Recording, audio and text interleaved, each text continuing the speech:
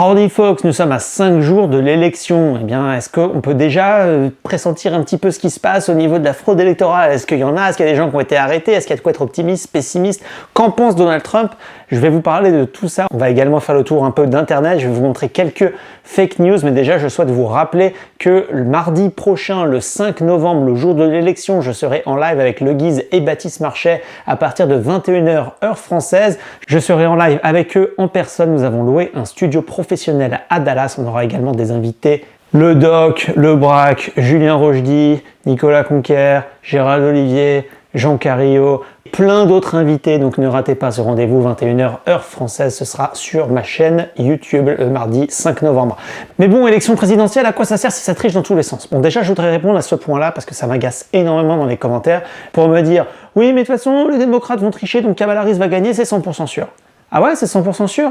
Donc j'imagine que tu as hypothéqué ta maison, j'imagine que tu as ouvert plein de cartes de crédit, j'imagine que tu as fait tous les crédits à la consommation, que tu as demandé à tous tes parents, à tout le monde dans ta famille de te prêter de l'argent, tu as vidé tous tes comptes épargne pour aller investir sur Kamala Harris. Parce que là, il y a plein de plateformes de paris qui donnent Trump gagnant à 2 pour 1. Donc là, a priori, c'est super pas cher de parier sur Kamala Harris. En plus, vous pouvez doubler votre investissement, vous allez battre tous les hedge funds de Wall Street. Donc si vous en êtes 100% convaincu, là, vous devriez vider votre compte épargne pour aller parier sur Kamala Harris. Ah non, vous le faites pas? Bah, je comprends pas, vous êtes 100% sûr. Moi, si je suis 100% sûr que je gagne le loto la semaine prochaine et que j'ai des numéros dans la tête, je le fais. Même si ça me coûte 100 000 balles. Je veux dire, je gagne la loterie derrière. Bon, voilà, en fait, tous ces gens-là, c'est juste des gens qui commentent sur Internet et qui disent « Oui, je vous prédis, voilà comment ça va se passer, mais qui ne savent rien du tout. » Moi non plus, je suis pas omniscient, mais je me renseigne beaucoup et c'est ce que je voudrais partager dans cette vidéo. On va parler de ce qui a été mis en place pour lutter contre la fraude électorale et vous allez voir que c'est pas que des mauvaises nouvelles. Déjà, il y a un truc qu'on peut dire, c'est que dans cette élection, il y a un parti qui veut absolument que les choses soient carrées, c'est les Républicains, et il y a un parti qui fait tout pour que les règles restent le plus floues possible et qu'il y ait des gens qui restent inscrits sur les listes mais pas vraiment vérifiés. Eh bien, c'est le Parti démocrate. Un exemple, en Géorgie, on a appris que chaque vote allait devoir être revérifié par papier, recompté par papier derrière, parce que vous savez qu'aux États-Unis, j'en ai déjà parlé dans une vidéo, eh bien ce sont des machines souvent qui scannent les ballots, et ensuite ça arrive. Alors les machines, dans le passé, il y a eu des audits, se sont montrées très très fiables à faire ce boulot-là, mais en Géorgie, ils ont dit non, il faut absolument qu'il y ait un recomptage manuel. Mais tout ça, ça a été annulé 2 semaines après, lorsqu'un juge démocrate a dit non, ça c'est une règle électorale, il y aurait dû y avoir un vote, vous pouvez pas changer les règles sans vote, et maintenant il n'y a plus le temps de faire un vote, donc non, pas de recomptage manuel sur papier. Il faudra faire confiance aux résultats qui sortent des machines. Encore une fois, je l'ai déjà dit plusieurs fois, le problème ce ne sont pas nécessairement les machines, le problème c'est qu'il y a un parti dans cette élection qui essaye le plus possible de freiner pour qu'il y ait des vérifications manuelles, pour qu'il y ait des audits, ce genre de choses. Autre exemple en Virginie, dont l'État a essayé de supprimer des personnes soit décédées, soit ayant déménagé dans un autre État, d'essayer de les supprimer de la liste des personnes étant éligibles au vote. Le problème, c'est qu'ils s'y sont pris vraiment au dernier moment. Or, en Virginie, il est dit qu'il ne faut pas faire de changement 90 jours avant le début de l'élection, et le problème, c'est qu'ils s'y sont pris tellement tard qu'ils ont commencé à faire ces changements beaucoup trop récemment, et le département de la justice, donc le département fédéral, les a attaqués en justice pour que ces gens-là qui sont pour la plupart inéligibles à voter, eh bien restent sur les listes et donc potentiellement eh bien puissent voter lors de cette élection. Et c'est allé jusqu'à la Cour suprême qui a heureusement voté 6-3 pour autoriser la Virginie, c'était vraiment une demande de l'État de Virginie, à supprimer les non-citoyens des listes électorales. C'est quand même assez grave. En Californie, vous avez vu cette histoire, la Californie a vraiment insisté parce qu'il y avait des comtés en Californie qui voulaient vérifier sérieusement l'identité de ceux qui votaient, donc c'était surtout des comtés ruraux, ça n'allait pas changer vraiment l'élection ou quoi que ce soit, mais l'État de la Californie leur a rappelé que non, dans l'État entier, il n'y a pas de vérification d'identité avec des cartes d'identité avec photo pour ceux qui ont déjà voté dans des élections dans le passé.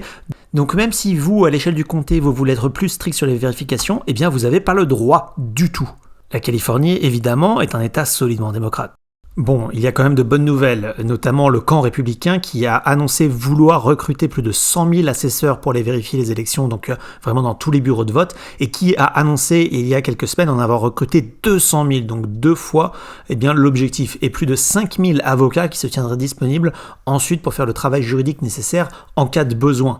Autre bonne nouvelle, et c'est tout le travail clérical pour vérifier que ceux qui ont déménagé dans un autre état soient retirés des listes des électeurs, que ceux ayant 2 maisons dans le même état ne puissent voter qu'une seule fois. Bien, ce genre de travail a également des bonnes nouvelles.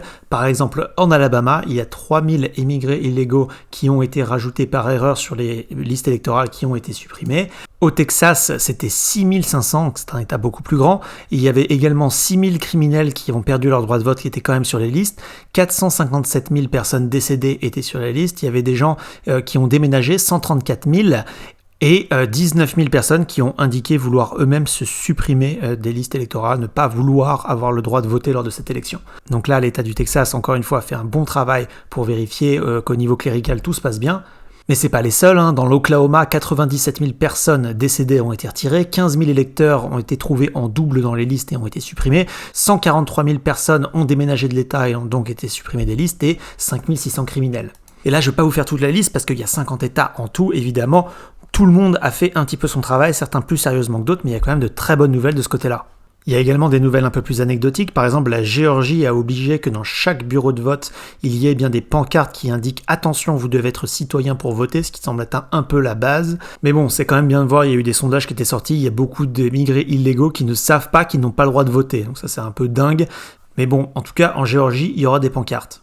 Autre chose importante, et c'est là où c'est important d'avoir une armée d'avocats derrière, c'est que vous voyez que dès maintenant, en Pennsylvanie, dans le comté de Lancaster, eh bien, ils ont démantelé un réseau qui est suspecté de vouloir faire de l'enregistrement illégal de vote, qu'on n'est pas encore très clair de ce qui se passe, mais on parle quand même de 2500 votes illégaux qu'ils auraient essayé de faire passer, ou en tout cas d'enregistrer ces gens-là, alors qu'ils n'avaient pas le droit de voter. Donc là, il y a un bon travail d'enquête, un travail judiciaire derrière, un travail de police, et ça, c'est pas les seuls. À Lancaster County, vous avez des news un peu comme ça qui tombent partout dans les États-Unis.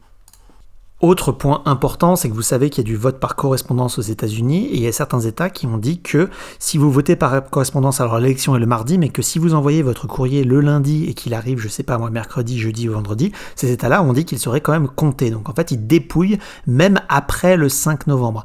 Pourtant, il y a une cour fédérale qui vient de statuer que non, l'élection a lieu le 5, il faut absolument que tous les résultats soient reçus le 5. Donc si les dépouillements prennent du temps, d'accord, mais en tout cas, on ne compte pas quelque chose qui est reçu après le 5. En fait, ce que la Cour de justice dit là, c'est que oui, vous avez le droit de voter par correspondance, mais dans ce cas-là, vous devez faire en sorte que votre courrier arrive et à être compté avant le 5, on ne compte pas après. Alors, malgré cette annonce de la Cour fédérale là, qui est tombée il y a quelques jours avant le scrutin, eh bien, certains États ont dit non, on acceptera les votes après. Donc là, ce sera intéressant si les résultats sont trop serrés, de voir, là encore une fois, à ça que va servir l'armée d'avocats, eh bien, c'est d'aller attaquer un peu tous ces cas-là de votes qui ont été reçus après, parce que effectivement, une cour fédérale a dit que non, c'était pas possible.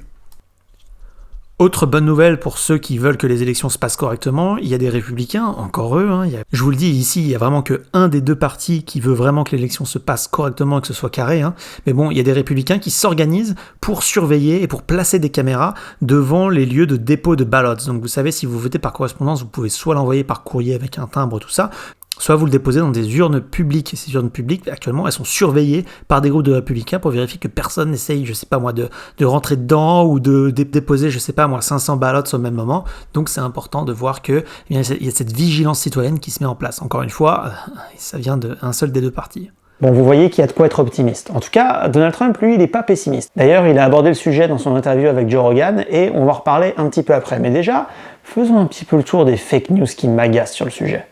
Première fake news dont je voudrais vous parler, c'est cet article de la Heritage Foundation, donc on peut leur faire confiance. Enfin, ils nous disent, et ça a été relayé partout sur les réseaux sociaux, que la secrétaire d'État du Michigan se bat pour garder des morts sur les listes électorales. Et en fait, ça, c'est relayé absolument partout sur les réseaux, mais si on regarde la date, ça date du 31 août 2022, donc c'était pour les élections de mi-mandat, donc non seulement c'est pas un problème pour 2024, mais en plus, de toute façon, cette histoire a été réglée pour l'élection de mi-mandat de 2022, c'était carré au niveau du Michigan. Effectivement, les démocrates, comme d'habitude, ont essayé de faire en sorte que tout reste un peu flou et mal géré, mais faites attention quand vous voyez ce genre d'article. Moi, je n'aime pas du tout quand les gens prennent des captures d'écran des articles de presse. Mettez les liens vers les originaux, parce que comme ça on peut vérifier les dates, parce qu'on peut vérifier que ce ne sont pas tout simplement des faux, parce qu'il y a aussi beaucoup de ça. Autre news fake, bon, on va dire un peu exagérée, ce serait la Caroline du Nord. Vous savez qu'il y a eu l'ouragan Hélène qui est passé et qui a détruit beaucoup d'infrastructures. Et en fait, il y a des règles qui ont été changées la dernière minute en Caroline du Nord pour essayer de quand même avoir une élection un peu carrée. Parce que vous imaginez qu'il y a beaucoup de bureaux de vote dans des écoles, dans des bâtiments publics qui ont perdu l'électricité ou qui ont été complètement inondés. Et donc évidemment, ces lieux-là, il n'y a plus d'électricité, tout ça, et ne peuvent plus servir de bureau de vote. Et donc, il va falloir réorganiser des choses, mettre en place d'autres bâtiments publics, les réouvrir et tout ça, et ça veut dire changer en quelque sorte l'organisation de l'élection. Le truc, c'est qu'on est si proche de l'élection, en général, les États ne changent absolument pas les plans de l'élection. 90 jours avant, c'est un peu verrouillé, comme on a vu pour la Virginie juste avant. Et là, le truc, c'est que les règles commencent à être changées à la dernière minute pour accommoder un peu ce qui se passe avec l'ouragan. Et il y a beaucoup de gens qui pointent du doigt, qui disent « Regardez, les règles sont en train d'être modifiées. » Oui, elles sont en train d'être modifiées, mais en plus, ce sont des comtés ruraux qui ont été touchés par l'ouragan. Et donc, en fait, le fait que ces règles changent, non seulement ça va favoriser les républicains, donc calmez-vous les gars, mais en plus, c'est quand même un petit peu normal qu'on fasse un peu d'accommodation à la dernière minute pour des événements majeurs comme ça. Ça ne veut pas forcément dire que ça va être mal fait. D'ailleurs, si vous regardez cet article-là, juste après, ils disent qu'effectivement, il s'agit de modifier la position de certains bureaux de vote, parce que le bureau de vote original était dans une école qui a été ravagée par des inondations, par exemple, ou bien encore de changer les heures d'ouverture des bureaux de vote pour laisser encore plus de temps et donc plus de flexibilité aux gens qui habitent dans ces comtés qui sont complètement ravagés, certains où il y a des routes encore qui sont encore bloquées, donc c'est beaucoup de logistique pour se rendre au bureau de vote déjà. Autre fake news, et là je vous montre juste que ça existe, le but c'est pas de faire une liste complète de toutes les fake news qui circulent, mais c'est juste de vous montrer que c'est des articles que vous avez peut-être vus, que vous avez peut-être cru juste en lisant le titre, mais en fait faites vraiment des recherches avant de partager les choses, ça évite énormément de confusion en ligne et surtout de... Bon bref, vous voyez ce que ça évite, ça évite de passer pour un débile, voilà. Clairement, je vais le dire. Donc là, par exemple, on voit cet article qui dit qu'il y aurait eu 8,4 millions d'électeurs dans le Michigan qui seraient enregistrés sur la liste, alors qu'il n'y a que 8 millions de personnes au-dessus de 18 ans. Le truc, c'est que si on se renseigne, on regarde que dans la loi du Michigan, les gens qui déménagent de l'État ou qui meurent doivent être gardés sur les listes, mais en tant qu'inactifs. Et ça permet ensuite de faire des audits sur les élections passées, parce que ces gens existent toujours dans les bases de données de l'État, ils n'ont pas disparu, mais ils sont marqués comme inactifs. C'est-à-dire qu'il y a des millions de personnes actuellement dans le Michigan qui sont effectivement sur des listes d'électeurs, mais marqués comme inactifs, ils ne peuvent pas voter dans l'élection. En fait, ce qui compte, c'est le nombre d'électeurs actifs, et là il y en a bien moins que de personnes qui sont majeures, parce qu'il y a des gens qui sont criminels qui ne peuvent pas voter, il y a des gens qui peut-être habitent dans le Michigan mais n'ont pas leur résidence principale dans le Michigan, peut-être qu'ils habitent dans l'Ohio, je sais pas, et donc qui sont marqués comme inactifs. Autre photo qu'on a vue, et là je dis pas que c'est faux parce que j'ai aucune idée de comment vérifier ça, mais il y a beaucoup de gens qui se prennent en photo avec un ballot coché pour Trump ou pour Harris, et qui se montrent aussi un passeport étranger avec. Il y a notamment des passeports français avec des mecs qui se font passer pour des Français qui arrivent à voter lors de l'élection. Là, il y a pas mal de ces photos qui ont été débunkées parce qu'il y a des gens qui utilisent des moteurs de recherche d'images et qui prouvent que la photo du ballot est en fait une photo générique que le mec a trouvé sur Google Images, et qu'ensuite il a photoshopé un passeport français à côté. Donc là, on parle de photos qui sont complètement fausses. Et ensuite, moi, je vais vous le dire, ce serait très facile pour moi de générer un fake comme ça. J'imprime un ballot avec mon imprimante, je me prends en photo avec mon passeport français juste à côté et je prétends que j'ai été voté. Ça veut pas dire que je suis allé dans mon comté du Texas et que j'ai réussi à tricher. Ces gens se prennent en photo finalement avec une feuille A4. C'est pas si délirant que ça. Encore une fois, je vous dis pas qu'il y a aucune triche. Là, notamment, il y a un ressortissant chinois qui a été arrêté pour fraude électorale. Le problème, c'est qu'il a été chopé après que son bulletin de vote ait été rentré dans l'urne. Donc du coup, à ce moment-là, il se retrouve dans une urne, il est complètement anonymisé, parce que oui, le vote est anonyme aux États-Unis, j'ai fait des vidéos là-dessus, mais on peut plus le retirer parce qu'on ne sait pas pour qui il a voté, donc on ne peut pas décrémenter le vote pour un des deux candidats. Le problème, c'est qu'il faut attraper les tricheurs avant qu'ils votent, et c'est pour ça que c'est important de faire des vérifications d'identité strictes. Mais Trump, il en pense quoi de tout ça ? Il était chez Joe Rogan et il avait des choses à dire sur ce sujet. Trump, si vous lui posez la question pour 2024, il dit il faut absolument aller voter par correspondance en personne et ce genre de choses. Il faut voter le plus possible pour qu'il y ait le plus de marge et que rien ne soit contestable. Il dit too big to rig. Donc en gros, trop gros pour être truqué. Il faut qu'il y ait tellement de votes pour lui que ce soit trop gros d'aller bidouiller les chiffres derrière. Il veut que ce soit ça le truc. Donc il n'est pas en train de dire va y avoir de la fraude, ça sert à rien. Il est en train de dire il faut que vous alliez voter, votez pour moi. Et bon, les résultats pour Trump dans les sondages sont très encourageants. Mais là, on va parler de 2020. Que pense Trump de la fraude de 2020 ? Eh bien, il en a parlé, comme je vous l'ai dit, dans le podcast de Joe Rogan. Et il est beaucoup plus mesuré que certains d'entre vous dans les commentaires, les gars. Et c'est pour ça que je vais vous rapporter. Trump parle de 3 types de fraudes qui l'ont empêché de gagner en 2020. La première, c'est c'est des règles de dernière minute dues au Covid qui ont été assouplies sans vote des législatures. Donc par exemple en Pennsylvanie, ils ont changé les règles complètement autour du vote par correspondance à cause du Covid. Ils voulaient éviter les longues files d'attente où les gens se refilent le virus et donc ils ont assoupli peut-être un peu trop largement les règles de vote par correspondance en Pennsylvanie, mais aussi dans d'autres États. Deuxième point dont Trump parle, et c'est sans doute le plus important en tout cas à mes yeux, il parle de l'affaire du laptop, de l'ordinateur portable de Hunter Biden. Vous vous rappelez que cette affaire a été supprimée complètement des réseaux sociaux. Vous vous rappelez que Facebook a avoué avoir collaboré avec les agences fédérales pour supprimer cette histoire du laptop d'Hunter Biden en disant que c'était une fake news russe, alors que tout ça s'est avéré complètement vrai derrière. Trump, dans l'interview avec Rogan, dit qu'il y a eu certains sondages qui ont été faits, bon, c'est des sondages très partisans qui ont été faits, mais c'est un peu difficile de vérifier, mais qui disent qu'il y a 17% des Américains qui n'avaient pas entendu parler de l'affaire du portable d'Hunter Biden, parce que bon, c'est des gens qui regardent la télé et qui sont pas sur Internet, on va pas se mentir, et que s'ils en avaient entendu parler avant le jour de l'élection de 2020, ça aurait peut-être influencé leur vote. 17 points, c'est énorme, c'est évidemment une énorme victoire pour Trump. Bon, je suis pas en train de dire que Trump aurait dû remporter l'élection avec 17 points d'avance, mais en tout cas, l'affaire du laptop d'Hunter Biden, c'était très très gros en 2020, et le fait que ça a été caché par les réseaux sociaux qui colludent avec le gouvernement, c'est encore plus grave. Troisième point sur la fraude de 2020 qui est mentionné par Donald Trump, c'est le refus de faire des audits et le manque d'assesseurs, et ça on l'a vu complètement. Il y a beaucoup d'audits qui ont été bâclés ou des audits un petit peu trop spécifiques, je pense notamment à l'audit sur les signatures en Arizona, alors que le problème en Arizona c'était pas tellement les signatures, mais c'était plus la vérification d'identité, mais des audits qui étaient incomplets, trop spécifiques, trop localisés, et Trump également dénonce le manque d'assesseurs. Bon, vous voyez que Trump il panique pas. Too big to rig. En tout cas, vous allez suivre ça avec nous mardi à partir de 21h heure française en live sur ma chaîne YouTube. On va suivre l'élection, le Guise, Baptiste Marchais, plein d'invités de folie. Ça va être complètement dingue. 21h mardi 5 novembre. J'espère vous y retrouver. God bless America.